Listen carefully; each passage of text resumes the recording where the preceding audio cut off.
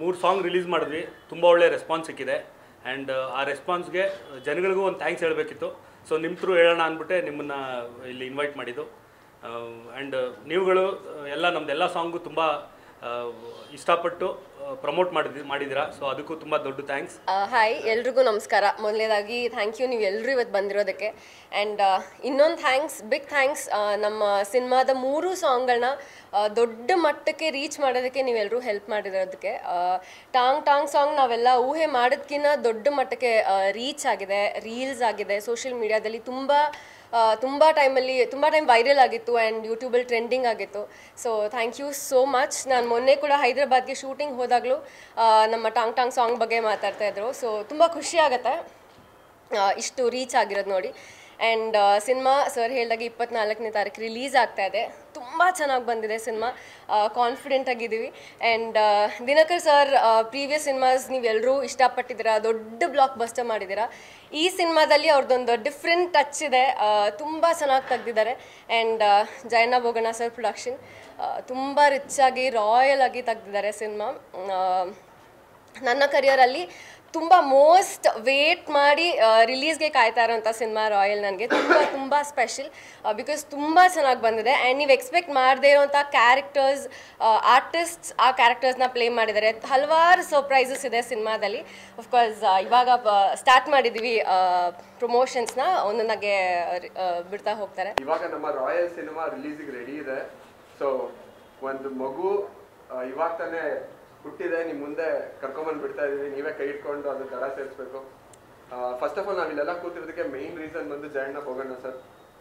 ಅವ್ರ ಬ್ಯಾನರಲ್ಲಿ ನನಗೆ 2ನೇ ಸಿನಿಮಾ ದಿನಕರ್ ಸರ್ ಅಂಡರ್ ಅವ್ರ ಡಿರೆಕ್ಷನ್ಗೆ ಆ್ಯಕ್ಟ್ ಮಾಡೋಕ್ಕೆ ಸಿಕ್ಕಿದ್ದು ಫಸ್ಟ್ ಆಫ್ ಆಲ್ ನಾನು ಪುಣ್ಯ ಅಂತಲೇ ಹೇಳ್ತೀನಿ. ಬಿಕಾಸ್ ನಾನು ಅರ್ಲಿ ಸ್ಟೇಜಸ್ ಆಫ್ ಕೆರಿಯರ್ಲೆ Kannada industry one of the ದಿಗ್ಗಜರು ಅಂತ ಹೇಳ್ಬೋದು. ಸೊ ಅವ್ರ ಅಂಡರಲ್ಲೆಲ್ಲ ನಾನು ಕಲ್ತಿದ್ದು ನನಗೆ ತುಂಬ ನನ್ನ ಕೆರಿಯರ್ಗೆ ತುಂಬ ಹೆಲ್ಪ್ ಆಯಿತು. ಆ್ಯಂಡ್ ರಾಯಲ್ ಸಿನಿಮಾ ತುಂಬ ರಾಯಲ್ ಆಗಿ ಬಂದಿದೆ. ನಿಜವಾಗ್ಲೂ ನಮ್ಮ ಪ್ರೊಡ್ಯೂಸರ್ಸ್ ಜಯಣ್ಣ ಸರ್ ಆಗಲಿ ಬೋಗಣ್ಣ ಸರ್ ಆಗಲಿ ಇವತ್ತರೆಗೂ ನಾವು ಕೇಳೋದು ಒಂದೂ ಇಲ್ಲ ಅಂತ ಹೇಳಿಲ್ಲ, ರಾಯಲ್ ಆಗಿ ಸ್ಪೆಂಡ್ ಮಾಡಿದ್ದಾರೆ ಮೂವಿಲಿ. ಆ್ಯಂಡ್ ನಮ್ಮ ದಿನಕರ್ ಸರ್ ಅಷ್ಟೇ, ಅವ್ರ ವಿಷನ್ನ ನಮ್ಗಳ ಮೂಲಕ ತೋರಿಸಿದ್ದಾರೆ.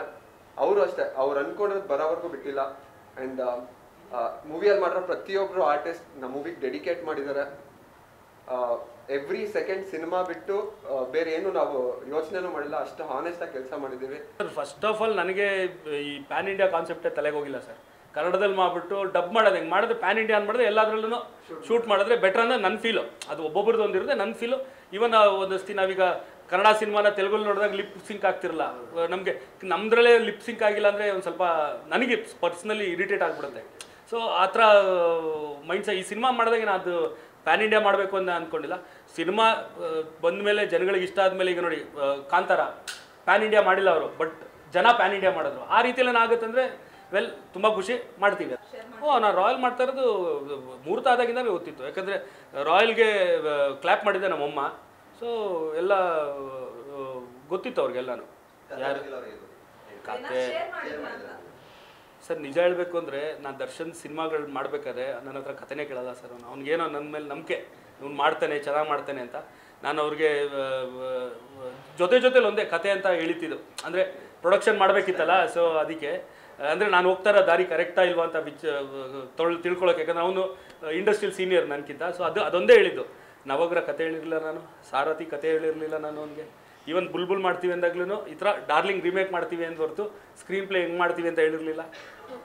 ಅದು ಬ್ಲೈಂಡ್ ಬಿಲೀಫು ತಮ್ಮನ ಮೇಲೆ. ಅದು ಇಲ್ಲ, ಆ ಥರ ಏನಿಲ್ಲ. ನನಗದು ಪುನೀತ್ ಸರ್ ತುಂಬ ಇಷ್ಟಪಟ್ಟಿದ್ರು ಆ ಸಿನಿಮಾ. ಸೊ ಆ ಕತೆನ ನಾನು ಅವ್ರಿಗೆ ಹೇಳಿದ ತಕ್ಷಣ ಒಂದು ಕರೆಕ್ಷನು ಹೇಳಿಲ್ಲ, ಇಲ್ಲ ದಿನಕರ್ ಸೂಪರ್ ಆಗಿದೆ. ಆ್ಯಂಡ್ ಜಯಣ್ಣನೂ ಕರೆಸ್ಬಿಟ್ಟು ಅವ್ರು ಅದೇ ಹೇಳಿದ್ದು, ಜಯಣ್ಣ ನಾನು ಈ ಥರದೊಂದು ಸಿನಿಮಾ ಈ ಥರ ಮಾಡಬೇಕು ಅಂತ ಕಾಯ್ತಿದ್ದೆ, ಕರೆಕ್ಟಾಗಿರೋದು ತೊಗೊಬಂದಿದ್ದಾರೆ ದಿನಕರು. ಆ್ಯಂಡ್ ದಿನಕರ್ ಶೈಲಿಯಲ್ಲಿ ಸಿನಿಮಾನ ನಾನು ತುಂಬ ಇಷ್ಟಪಟ್ಟೆ, ಅವರೊಂದು ಪ್ರೀವಿಯಸ್ ಫಿಲಮ್ ಎಲ್ಲ.